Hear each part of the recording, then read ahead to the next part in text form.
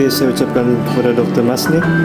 Pada hari ini kami akan membentangkan topik kami, yaitu topik 3 yang bertajuk Kejadian Manusia Menurut Perspektif Agama dan Sains. Dan para pembentang yang akan bersama pada saya pada hari ini ialah saya sendiri, Elvi Junik, Jeremy Edison, Franklin Clement, dan Elvis Jana. Tanpa membuang masa, saya akan meneruskan pembentangan saya pada hari ini dengan menyatakan objektif kajian kami.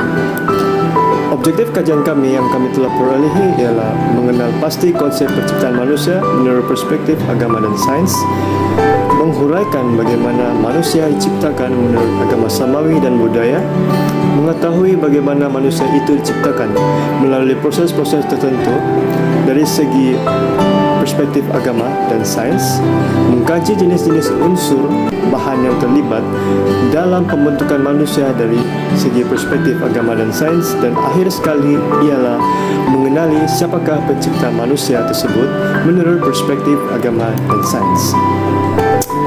Seterusnya saya akan meneruskan dengan pengenalan. Apakah itu manusia? Baiklah, manusia merupakan ciptaan Allah yang sempurna. Manusia diciptakan daripada saripati tanah dan dihembuskan roh ke dalamnya. Manusia juga dikenali sebagai Homo sapiens, iaitu dalam bahasa Latin yang bererti manusia. Manusia berkebolehan untuk mengira, membaca, berfikir, dan menghasilkan inovasi, yaitu peralatan-peralatan yang boleh digunakan dalam kehidupan seharian mereka. Seterusnya pula saya akan menerangkan dan memberikan contoh agama samawi dan agama budaya. Contoh agama samawi ialah agama Kristian dan agama Islam. Contoh agama budaya pula ialah Hindu dan Buddha. Agama samawi merupakan agama yang menyembah kepada satu Tuhan sahaja dan tidak menyembah Tuhan lain. Manakala agama budaya pula bertentangan dengan agama samawi. Agama budaya menyembah berhala dan melibatkan unsur alam seperti pokok-pokok, gunung, matahari, dan batu. Seterusnya, saya akan menerangkan tentang penciptaan manusia menurut perspektif agama. Yang pertama ialah agama Kristian, merupakan agama yang mempunyai bilangan penganut yang terbesar di seluruh dunia. Agama Kristian juga mempunyai sekitar 2 bilion pengikut dan berkonsepkan monoteistik atau monotheism, yang bermaksud Tuhan hanyalah satu dan tiada kuasa apapun yang boleh melawannya, dan tidak mempunyai sebarang pembantu yang mempunyai kuasa yang setanding dengannya. Tuhan Yesus merupakan anak kepada Allah Bapa di syurga, bapa kepada Tuhan Yesus. Yesus digelar Mesias, dirupai dalam bahasa Ibrani, yang dijanjikan untuk menjadi pemimpin kepada seluruh umat manusia. Yesus telah mati di kayu salib untuk menebus dosa dunia. Penciptaan manusia menurut kitab Kejadian bab 1 ayat 27-3, bab 2 ayat 79 dan ayat 15-23 menyatakan bagaimana Tuhan Yesus menciptakan Adam, manusia pertama, daripada saripati tanah dan menghembuskan nafas kehidupan ke dalam jasad Adam.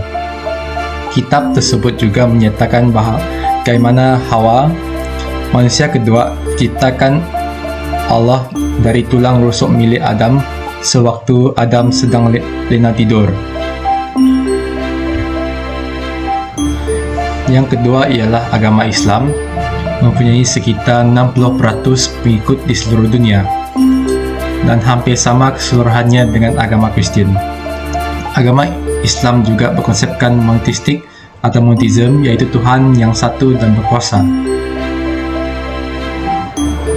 Nabi Muhammad SAW merupakan pemimpin umat Islam seluruh dunia Nabi Muhammad ialah Tuhan yang Maha Berkuasa menurut Al-Quran dan dilahirkan pada 12 Rabi Awal, tahun Gajah bersamaan dengan 571 Masihi.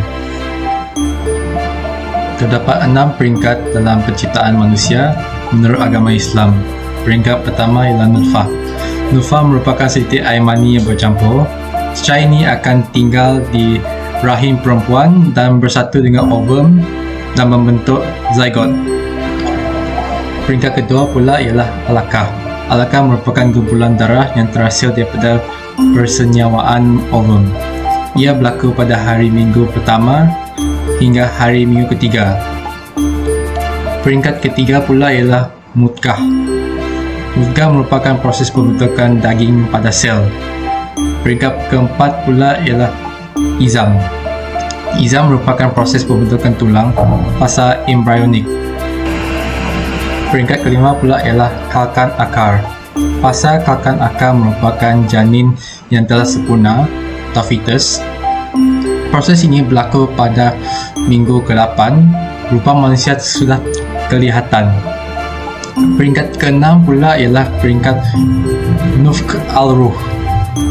Ianya merupakan fasa terakhir penciptaan di mana roh ditiupkan ke dalam jasad, iaitu bayi telah dilahirkan ke dunia. Yang ketiga adalah penciptaan manusia menurut sains. Gambar-gambar di atas merupakan antara peringkat perubahan manusia. Peringkat pertama, manusia tersebut kelihatan seperti monyet atau kera. Pada peringkat kedua, rupa monyet tersebut telah berevolusi menjadi hampir serupa manusia.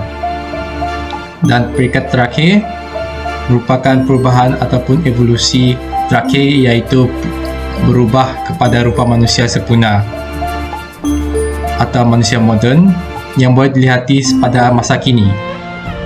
Baiklah, berikut saya akan menerangkan tentang perbandingan teori sains dan teori agama.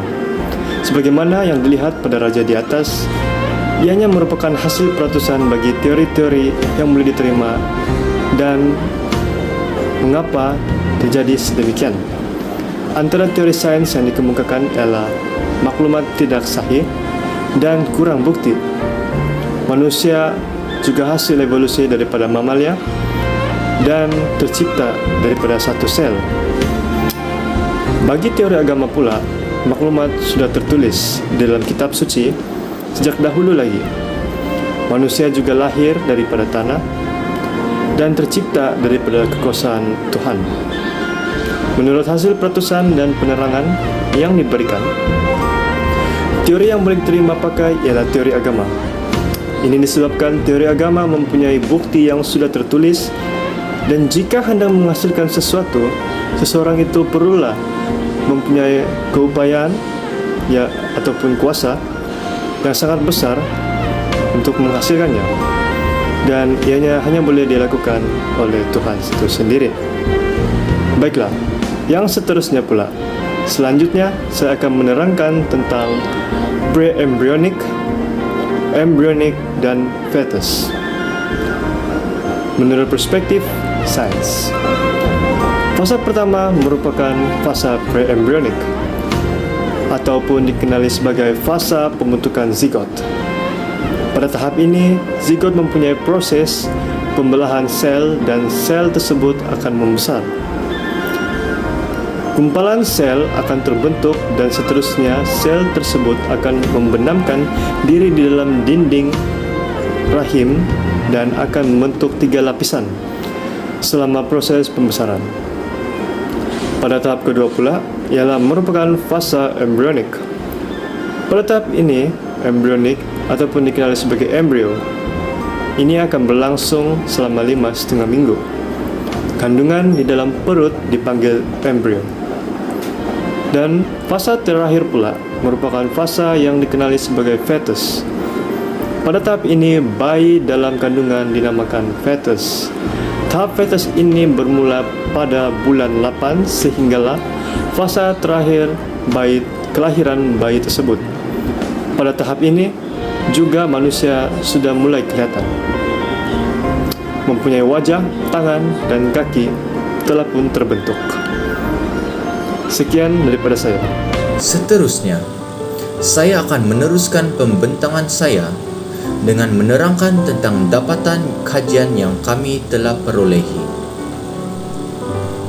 Dapatan kajian kami berteraskan objektif kajian seperti yang sudah dinyatakan sebelum ini.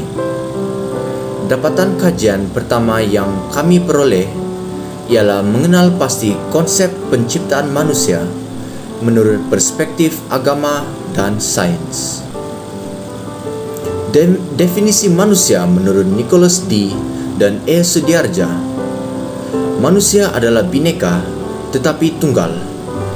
Ianya disebut bineka kerana ia adalah rohani, dan tunggal kerana jasma dan rohani merupakan satu barang. Secara amnya, manusia ialah kehidupan yang dianugerahkan beberapa kebolehan yang menjangkaui kebolehan hidupan lain. Manusia boleh bercakap, berfikir, dan mampu menghasilkan inovasi dan berevolusi dengan amat pantas mengikut selang waktu.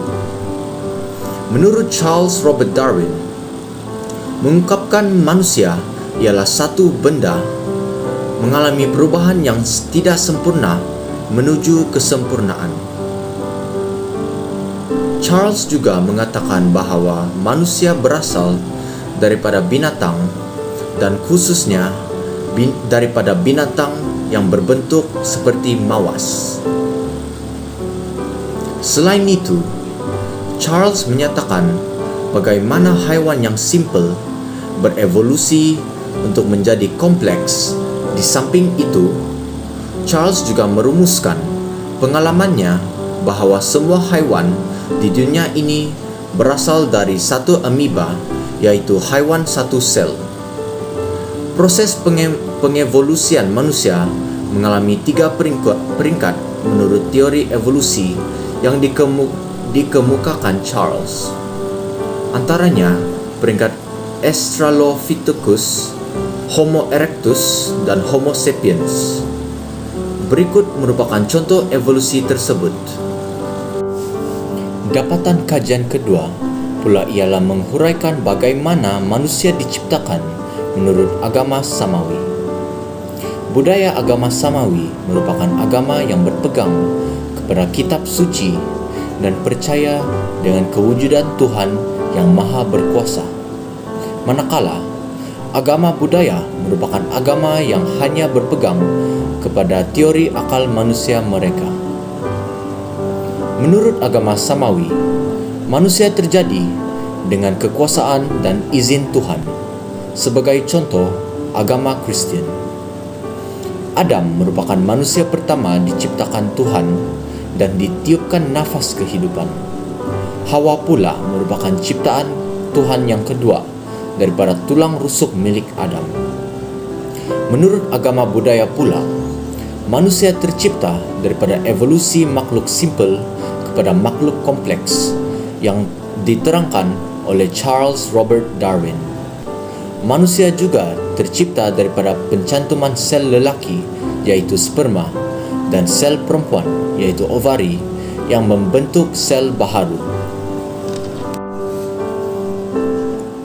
Dapatan kajian ketiga yang kami perolehi ialah mengetahui bagaimana manusia itu diciptakan melalui proses-proses dari segi perspektif agama dan sains.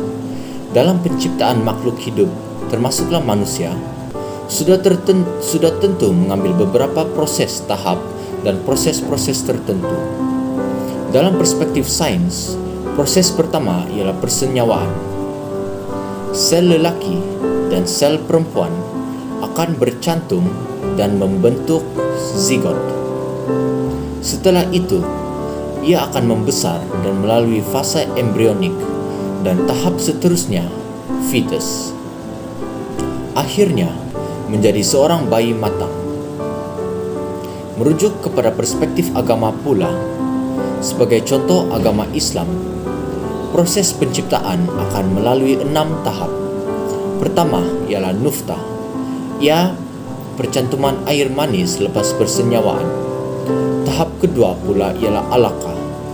Tahap ini hanya berlaku pada hari ke-7 apabila telur yang sudah disenyawakan terbenam di dalam dinding rahim.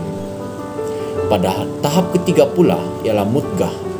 Mudghah merupakan proses pembentukan daging pada sel. Tahap keempat ialah izam. Fasa izam merupakan fasa pembentukan tulang. Fasa kelima pula ialah kalkan akhar. Fasa ini merupakan janin yang telah sempurna dan proses ini berlaku pada minggu ke-8. Rupa manusia akan sudah kelihatan. Fasa terakhir ialah nufkh al-ruh. Fasa ini akan berlakunya penciptaan di mana roh ditiupkan ke dalam jasad. Dapatan kajian keempat pula ialah mengkaji jenis-jenis unsur bahan yang terlibat dalam pembentukan manusia dari segi perspektif agama dan sains. Ahli sarjana barat percaya bahawa setiap makhluk yang tercipta terhasil daripada satu sel sampel, iaitu ameba, teori Charles Darwin, dan berkembang atau berevolusi kepada makhluk yang lebih kompleks, manusia zaman kini. Dalam pembentukan manusia menurut perspektif sains, bahan yang terlibat adalah sel persenyawaan manusia, iaitu sperma dan ovari. Ia merupakan sel terkecil di dalam tubuh manusia dan ianya bentuk cecair. Dalam perspektif agama pula, yaitu agama samawi, sebagai contoh agama Kristian dan agama Islam, bahan yang terlibat dalam penciptaan manusia meliputi saripati tanah di bumi, tanah yang baik, yang dibentuk dan ditiupkan oleh roh kehidupan. Dapatan kajian yang kelima pula ialah mengenai siapakah pencipta manusia tersebut menurut perspektif agama dan sains. Sesebuah makhluk tersebut tidak akan terjadi dengan sendirinya di dunia ini, namun ahli sarjana barat juga tidak boleh mengesahkan secara terperinci tentang kewujudan dunia ini dan makhluknya. Masih ada banyak rahasia dunia yang masih belum diterokai ataupun diungkapkan oleh para saintis. Dalam perspektif agama, yaitu agama samawi, kewujudan Tuhan memainkan peranan penting dalam menerangkan tujuan hidup dan bagaimana dunia dan isinya tercipta. Sebagai contoh, agama samawi ialah agama Kristian dan agama Islam. Pencipta agung dan pemimpin umat Kristian ialah Tuhan Yesus, dan pencipta agung dan pemimpin agama Islam ialah Nabi Muhammad. Dari segi perspektif sains pula sama dengan agama budaya. Kepercayaan mereka bahawa manusia wujud hasil evolusi dari haiwan, iaitu monyet, dan walaupun mereka percaya bahawa terdapat unsur berkuasa di luar sana, mereka percaya terhadap berbagai unsur kuasa yang rata-ratanya daripada sumber alam seperti gunung, matahari, batu, pokok, dan hewan. Kesimpulan yang dapat kami simpulkan daripada tajuk kejadian manusia dari perspektif agama dan sains ini ialah agama merupakan fitrah asasi bagi manusia. Kami juga dapat mempelajari bahawa agamalah yang memenuhi jasad dan rohani manusia. Tanpa adanya agama di dunia ini, kehidupan manusia tidak sempurna. Selain itu, kami juga mempelajari tentang bagaimana manusia diciptakan menurut teori saintifik dan menurut kitab suci, dan mengetahui siapakah penciptanya menurut agama-agama tersebut. Terdapat berbagai jenis agama yang telah dikategorikan kepada agama samawi dan agama budaya. Ianya mempunyai ciri-ciri uniknya yang tersendiri serta maksud di sebaliknya. Melalui topik ini juga kami dapat mempelajari dan memahami tentang akibat pengabaian agama dalam kehidupan seharian manusia. Terdapat berbagai cabaran dalam beragama yang perlu ditangani, namun sebagai manusia kita perlulah tabah menghadapinya. Oleh sebab yang demikian, jelaslah bahawa agama ialah sesuatu yang sangat penting dan perlu diterapkan serta dititik beratkan di dalam kehidupan kita sebagai manusia bagi mengekalkan keharmonian dan keamanan kita di dunia dan akhirat. Sekian saja pembentangan dari kumpulan kami. Sekian, terima kasih.